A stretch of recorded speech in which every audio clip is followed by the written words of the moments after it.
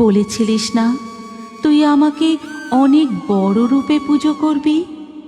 আমি বড় রূপে তোর হাতে পুজো নিতে চাই। ভবেশ নিজের হাতে তার বাড়িতে 14 হাত কালী প্রতিমা নির্মাণ করেন। ভবেশ, মা কালীর এই বিশাল রূপ দেখে আমার গায়ে কাঁটা দিচ্ছে। ভবেশ, আমাদের বাড়ি ফিরতে অনেকটা দেরি হয়ে গেল রে। চারিদিকটা কেমন ঘুটঘুটে অন্ধকার, আমার কেমন যেন ভয় করছে। কিচ্ছু হবে না, অত ভয়ের কি আছে? মনে মনে মায়ের নাম করতে করতে এগিয়ে চল। তোরা আর যাই বলিস, রাসের মেলায় রাধা কৃষ্ণের প্রতিমাগুলো কি বিশাল বিশাল আকারের। ভাঙা রাসের মেলা দেখে মন একেবারে জুড়িয়ে গেল। সামনের বছর আবার দেখতে আসবো, কেমন? সে না হয় আবার সামনের বছর আসবো, কিন্তু নৈহাটিতে আমাদের কালী পুজোয় এমন বড় কালী ঠাকুর বানালে কেমন হয়? বাহ, এটা তো বেশ ভালো প্রস্তাব। আর তুই হেভি বলেছিস। কালী পুজোয় এমন বড় প্রতিমা বানালে মন্দ হয় না। 4 বন্ধু গল্প করতে করতে জঙ্গলের মধ্যে শ্মশানের পথ ধরে নদীর ঘাটের দিকে যেতে থাকে। ঠিক তখনই এক ছাতিম গাছের ডালে এত রাতে এই পথে কারা যায়? বুকে মনে হয় একদম ভয় ডর নেই। যাই, বেটাগুলোকে ধরে মজা দেখায়। এই কথা বলে ডাইনি ছাতিম গাছ থেকে সোজা তাদের সামনে এসে পথ আটকে দাঁড়ায়।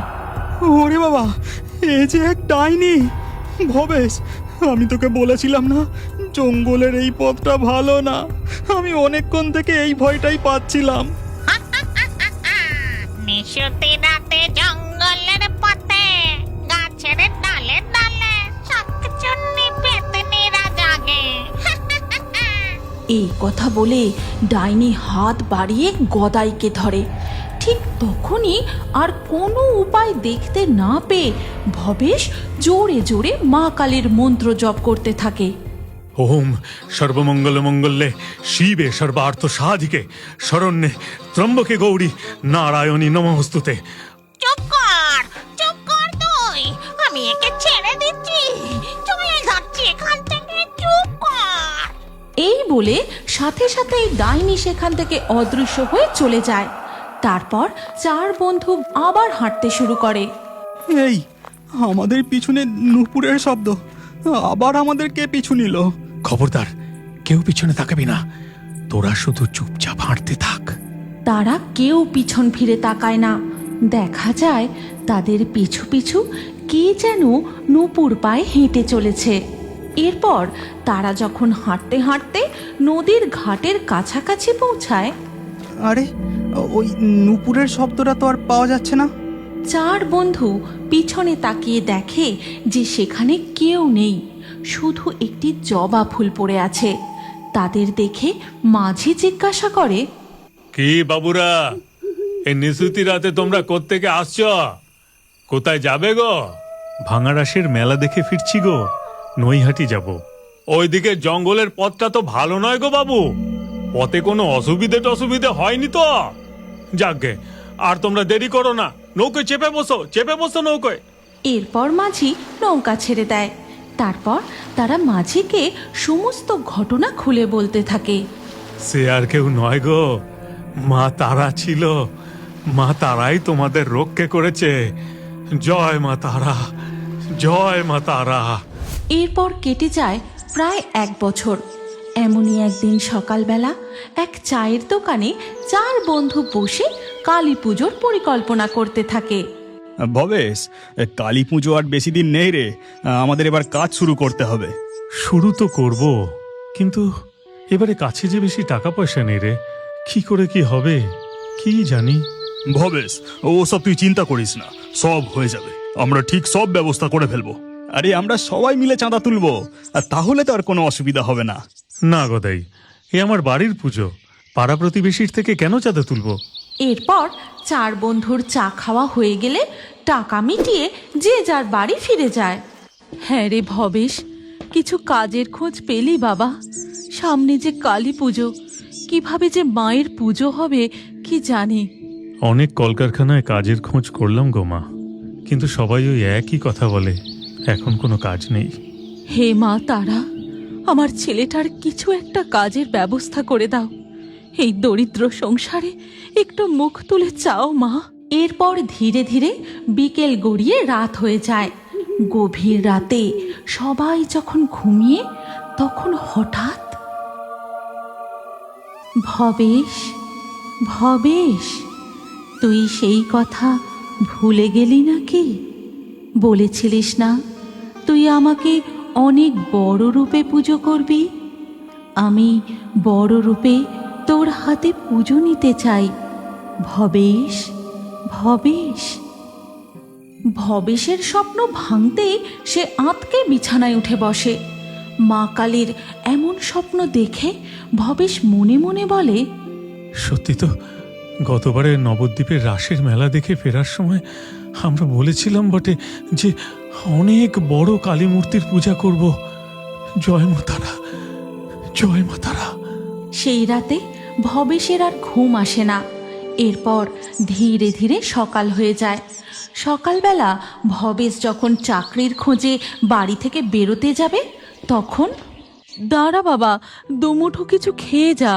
না মা, আজ অনেকগুলো কারখানায় খোঁজ নিতে যেতে হবে, দেরি হয়ে যাচ্ছে মা, আমি এলাম। হে মা তারা করুণাময়ী, তুমি ছেলেটার একটা চাকরির ব্যবস্থা করে দাও মা। এরপর ভবেশ বাড়ি থেকে বেরিয়ে একের পর এক কলকারখানায় চাকরির জন্য খোঁজ নিতে থাকে, কিন্তু সব জায়গাতেই তাকে হতাশ হয়ে ফিরতে হয়। ক্লান্ত হয়ে সে যখন একটি চায়ের দোকানে বসে চা পান করছিল, ঠিক তখনই একটি মেয়ে তার কাছে আসে। বাবু, ও বাবু, আমাকে একটি বিস্কুট কিনে দেবে গো? দেখো না, আমি এই কাগজের টুকরোটা দোকানদারকে দিলে সে আমাকে বকা দিয়ে তাড়িয়ে দেয়, একটাও বিস্কুট দেয় না। আরে পাগলি, এটা যে একটা খবরের কাগজের টুকরো, এটা কোনো টাকা নয়। আচ্ছা বেশ, তোর এই কাগজের টুকরোটা আমাকে দে, আমি তোকে বিস্কুট খাওয়াচ্ছি। ঠিক আছে গো, এই নাও, এই নাও। ভবেশ মেয়েটির কাছ থেকে খবরের কাগজের টুকরোটা নেয়। তারপর সে দোকানদারকে বলে, দাদা, দুটো ওই ভালো বিস্কুটটা দাও তো। এরপর ভবেশ বিস্কুট নিয়ে মেয়েটাকে দেয়। বিস্কুট পেয়ে তো সে খুব খুশি। মনের আনন্দে সে চায়ের দোকান থেকে চলে যায়।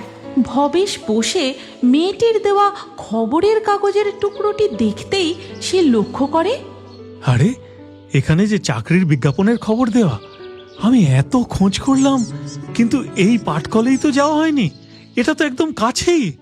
ভবেশ আর এক মুহূর্ত দেরি না করে সেই পাটকলে ছুটে যায়। সেখানে তার লেখাপড়ার সমস্ত কাগজ দেখাতেই, আমরা তো তোমার মতোই একজন শিক্ষিত লোক খুঁজছিলাম, তুমি কালকে থেকেই আমাদের অফিসে জয়েন করো। হ্যাঁ, অবশ্যই, আমি কালকেই জয়েন করব। ভবেশ নতুন চাকরি পাওয়ার খুশিতে সোজা বাড়ি ফিরে যায়।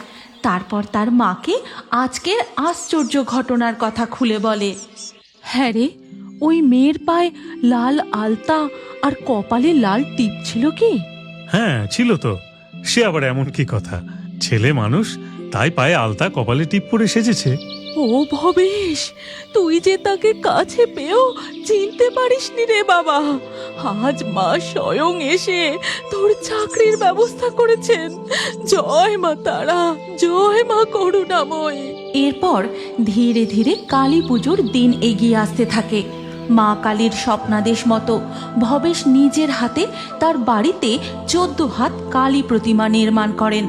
ভবেশের বন্ধুরাও তাকে হাতে হাতে সাহায্য করে। ভবেশ, মা কালীর এই বিশাল রূপ দেখে আমার গায়ে কাঁটা দিচ্ছে।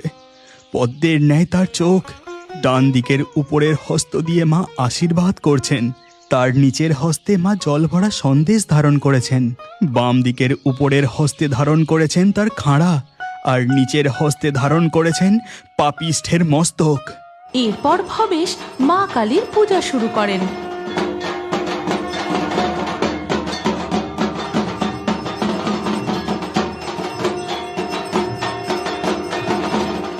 মা, মা গো, তুমি সত্যি আছো। এই অভাগার যেভাবে তুমি কর্মের ব্যবস্থা করে দিয়েছ, সেইভাবে তুমি সকলের কল্যাণ করো গো মা। তোমার শরণার্থীদের কখনো ফিরিয়ে দিও না মা। জয় বড় মায়ের জয়, জয় বড় মায়ের জয়, জয় বড় মায়ের জয়। এরপর থেকে ধীরে ধীরে নৈহাটির বড়মার মহিমা দিকে দিকে ছড়িয়ে পড়ে। দূর দূরান্ত থেকে ভিন্ন ধর্মের ভক্তরা বড় মার কাছে ছুটে আসে। তাই ভবেশ চক্রবর্তীর পরিবারের বড় মায়ের পূজাকে সর্বসাধারণের জন্য উন্মুক্ত করা হয়, যেন তিনি সকল ভক্তের মা। তাই তো বড় মা কখনো কাউকে খালি হাতে ফিরিয়ে দেন না। বড় মা খুবই জাগ্রত। শোনা যায় এমনই কালী পুজোর আগের দিন গভীর রাতে ছমছম নুপুরের শব্দ করে লাল পাড় সাদা শাড়ি পরা কে যেন গঙ্গার ঘাটের দিকে চলে যায়। তোমরা যদি নৈহাটির বড়মার এমনই আরও অলৌকিক ঘটনার কার্টুন দেখতে চাও, তাহলে কমেন্টে নেক্সট পার্ট অবশ্যই লিখো। আর এই ভিডিওটিও তোমার প্রিয়জন ও পরিবারের সাথে অবশ্যই শেয়ার করে পাঠিয়ে দিও। এই গল্পের পরবর্তী পর্ব যদি তোমরা দেখতে চাও, তাহলে কমেন্টে নেক্সট পার্ট অবশ্যই লেখো। আর আমাদের ফেয়ারি টুনস বাংলা ফেসবুক পেজটি এক্ষুনি ফলো করে নাও। এই গল্পটি ভালো লাগলে লাইক দিয়ে শেয়ার করে দাও।